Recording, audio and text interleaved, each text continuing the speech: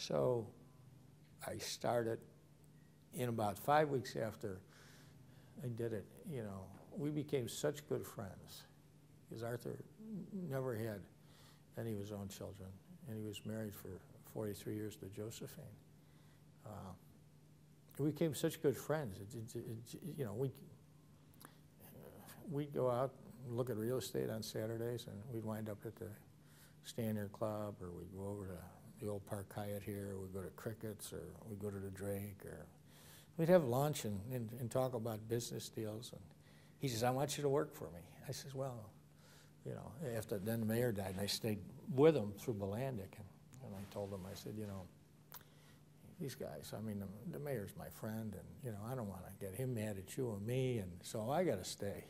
But when Jane Byrne became mayor, I left, and I went to work for him full time. I went to the University of Georgia at Athens, and I went to Michigan State and took some advanced real estate courses. So you ended up as a business guy, just like so you I ended up doing cool. real estate development and managing his properties, and we were very close. And you know, when he passed in '86, I became the executor of his estate with his doctor, his personal physician. This is Dr. Newman, right? Eddie Newman, yeah. Yeah, I met him. He's quite a guy. Eddie's awesome. Eddie is awesome. He is the best. You know, he loves medicine. He's so brilliant. Is he 90-something now? Yeah, he's brilliant. I had lunch with him. He's Potter Palmer's doctor. And Yeah, so he's Potter, Pritzker's doctor. He's all that. He was Cuff's doctor. This guy is amazing. Yeah, so I stayed. When I went with Arthur, he sent me up to a mall up in Waukegan called Lakehurst. It was built by a group of Rubloff guys. It was a nice mall, but they built it on the wrong side of the tri-state. They should have built it over in Vernon Hills instead of Waukegan, because Waukegan was getting to be a tough community. So he, and I lived in Beverly at the time, so it was about a 70-mile ride one way on the tri-state. Mm-hmm. And then I really got into managing his properties once I learned the business and starting to build. In those days, I was building Sam Clubs for him and strip malls and stuff like that. And you know, it was great for him and great for me because he didn't need to work, but he loved to work. You know, these are the type of people that don't retire. Right. You know, they don't wait to be 55 and retire or 63. They want to work, and he saw that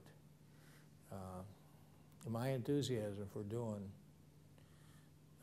these real estate developments made him feel young, and he got into it. And we were very fortunate that we had very strong partners. Not only him, but his partners in New York were very healthy, wealthy. Mm-hmm. and had all their confidence in him because he'd been with them for 45 years. So yeah, when he passed on, and then we've got designated charities that we write checks to based on, you know, if we sell a property or any kind of. Our auditorium is named after him. Mm-hmm. Oh yeah, he was. He was very generous. Yeah, he used to donate a lot of his clothes. Yeah, we have his clothes. Yeah. I tell him, who'd want to wear them? Well, he was unique, wasn't he? He had the bowler and the yes. cane. You know, I still see him. I mean, I've been so fortunate to be involved with the Mayor Daley, Richard J., and Arthur. I mean, that's 35 years of my life. I couldn't ask for a better education. Yeah, that's pretty incredible. I mean, you don't hang with those guys that long and survive. So I've been fortunate, really fortunate. And they both love to work. They love to work, and they taught me great ethics. On Chicago, yeah. They love the city. They love the city, and it's so much of what I love. And I had people in here yesterday, and it was just a beautiful day like today, and they were from out of town, and it was. I took them through some neighborhoods that they just are blown away with how beautiful Chicago is. Yeah. I mean, Chicago. I hear it at Navy Pier.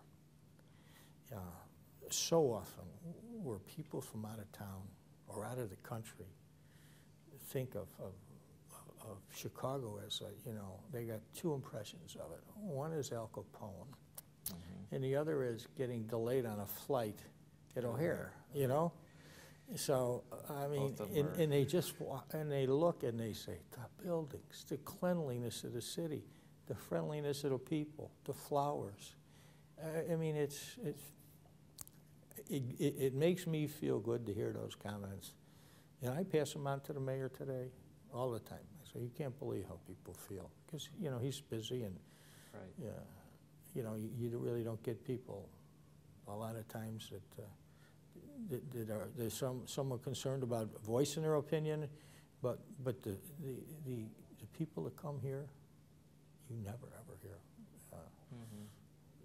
Well, this is what they're saying about the Olympic committee Olympics. people. They're like, they can't believe Chicago, Yeah. how beautiful it is. Yeah. The big problem was that, you know, nobody really knew anything about Chicago. Yeah. And And that's why it's so important to get the Olympics, to let people throughout the world know that, you know, we are a great city of great, hard-working people, a melting pot for America. We've got every nationality, and it's just, you know, when I look at the 60s on the west side and see what I see there today, where I saw Skid Row and Maxwell Street, and I see these beautiful high-rises and first-class restaurants, and you see the south side already being developed all the way out past McCormick Place, and now with the Olympics all the way out to South Shore.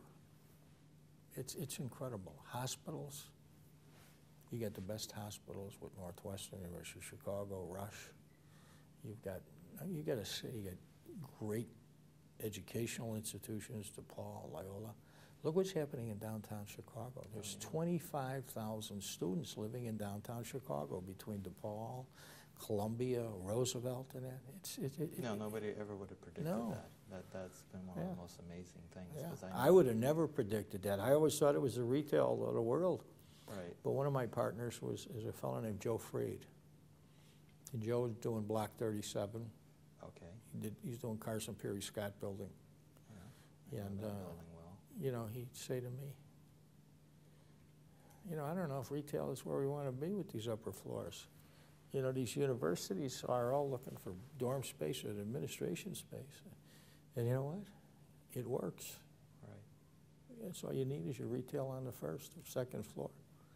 But State Street, when they closed it up, when Jane Byrne closed it up, Right. The pedestrian mall. oh, that was, you know, that was another one of these ideas that at the time everybody sounds good, but it just kept on getting uglier and uglier. Yeah. And now Yeah. it's a vibrant, Well, great. you had the Magnificent Mile, Yeah. Mr. Rubloff's Yeah. The vision that was just kept getting more and more, but He always said the Magnificent Mile was from Madison to Chicago Avenue. We know it from the bridge Right, to Oak Street. right. You know. but he said Yeah, he's coined it. It was in the old days. he took the Madison up Yeah, too. yeah. That's interesting.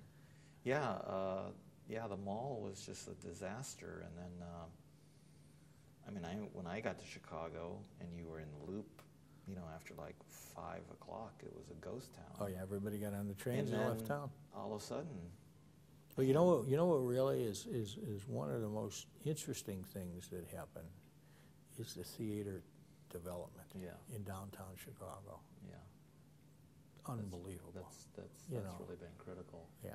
Yeah, they got Phantom, Wicked, all of these, you know, the revitalization Right, and they're bringing of lots of Chicago, people. the Oriental, you know, those, the old Bismarck, Right. which is the Cadillac, you know. That was something that really was, because I didn't realize that the Chicago people would be that interested in theater, but the demographics indicated that they wanted more theaters. I see when Shakespeare came out on the Pier, Yeah, and Arthur and I used to go over on Dearborn Street to the Ruth Page Theater, right. because Barbara Gaines and them in those days would ask him, come on over and see a play. And we'd go over there, and they were working out of a room 3 times the size of this with folding chairs. Right. And Shakespeare today, incredible. Oh, yeah. You can't get a seat in there. I just left there. You see these mothers with their kids going in to see Aladdin, and then you see all the other plays that they have. it's really been a great asset to the pier. Right. So there was a lot of things that in the 60s, going back to his father, that, you know, they just weren't there. I mean, Right. these things have been evolving over years as demographics change. But you can go into any neighborhood in the city today, and they're beautiful. Right.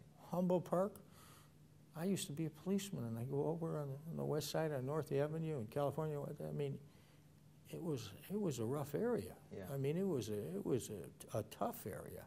Today, they're beautiful areas. Yeah. You know, you go to Bucktown. These are gorgeous, gorgeous areas, and anywhere. Rogers Park was great, and then it changed, and then now it's back up. So, Right. Yeah, you don't know. the south side is getting stronger and stronger all the time. But I think that the 2016 issue will really make a huge impact on everything. But that south side would be. I think it's probably the most underutilized, the most beautiful piece of land along the lakefront. You know, in the old days, we really didn't know. Everybody on North Michigan Avenue and North Lakeshore Drive, they just built and built and built. But, Right. you know, you got spectacular views. You got the bicycle paths. You've got flowers up and down the drive. You got the universities right there. It's just a great, I hope, we'll know October 2nd. Yes, we will. Yeah. So how did you get to Navy Pier here? Well, when Arthur died in '86, I still ran a lot of his assets, and I still do. Some of them I sold. And then I got a phone call to, the pier was just starting, and they really didn't have a handle on some of the management issues and use issues. So I went over there and started putting some programs together. And you know, I said, I'll look at it. I'll see how it works. Because nobody knew what Navy Pier was going to wind up being. I mean, everybody... I went out there in the early 80s, and it was, what, was it the The Chicago? 80s, you still had a police department out there, I think. Well, they had it was the rock concert. Yeah, they had they had Chicago Fest. Chicago Fest. Yeah. And then they had, you know, the place was kind of a dump. Oh, it was dumpy. And the pigeons The everywhere. buildings were dilapidated. They Right. were all old garages. I remember standing on the east end of Navy Pier with the mayor, Richard J., and John Jardine, who's the water commissioner at that time. And they were building a water filtration plant, and the mayor said, boy, this is as cold as it gets anywhere. What do you ever do with something like this with Navy Pier? Right. And, you know, you didn't have, you know, the Rouses in those days Right. were doing the developments along the waterways. And Right. Rouse did Harbor Place in Baltimore. And then the idea started to surface, maybe we could do something like that with Navy Pier. So when you're starting out, everybody says, oh, I don't want to go over there because, you know, you got June, July, and August, and you're out of business. Right. And, you know, there are so many uses over there, though. You got theater, you got receptions, you got Pier Park, you got the Children's Museum, Yeah. you've got some great restaurants, you've got a convention center and festival hall, you got the Grand Ballroom, which books events. I mean, you've got 15 or 20 different uses, unlike, you know, the planetarium. If somebody's going to planetarium, they're going to go there, Right. you know, just to see the stars. But here, you can do anything. You can go to the IMAX Theater, you can go to the Children's Museum. I mean, people make a day out of it. Well, it is the state's 9 million. Yeah, 9 million people. biggest attraction, tourist attraction. Tourist in the attraction, state. yeah. That's a pretty great achievement. I Yeah, think. and we got to keep making it better. It's Yeah. just, you know, keep it going.